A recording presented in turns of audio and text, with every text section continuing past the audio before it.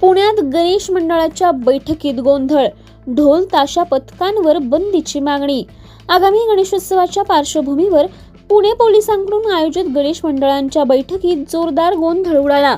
मिरवणुकीतील अतिउंच आवाजाचे ढोल ताशा पथके आणि डीजेमुळे होणाऱ्या ध्वनी प्रदूषणाचा मुद्दा बैठकीत तापला।